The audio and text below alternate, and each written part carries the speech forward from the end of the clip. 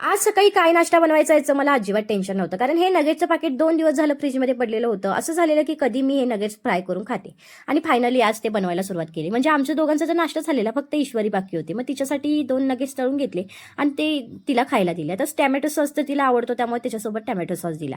आता हे ना रेग्युलर खाण्यासाठी खूपच अनहेल्दी आहे, कधीतरी चालून जातं, कारण खूपच तेल पितात हे नगेट्स.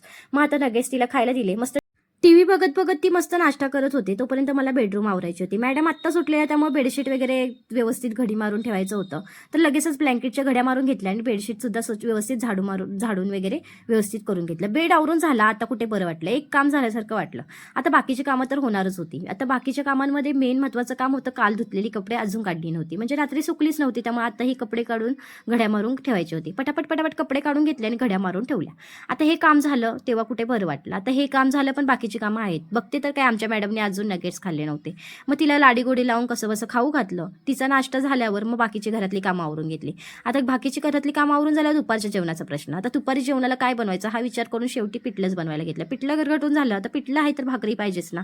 मग गरमागरम भाकरी आणि पिठला जेवणामध्ये मेन्यू होता. आता भात आमटीला सुट्टी होती, कारण आज मिस्टर घरी नव्हते, म्हणजेच आम्ही दोघी दुपारच असतो, त्यामुळे असं शॉर्टकट काहीतरी बनवतो.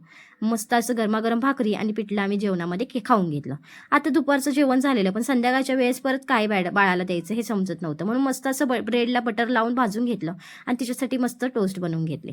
आता इथे माझ्यासाठी चहा आणि ईश्वरीसाठी दूध गरम करत ठेवलंय.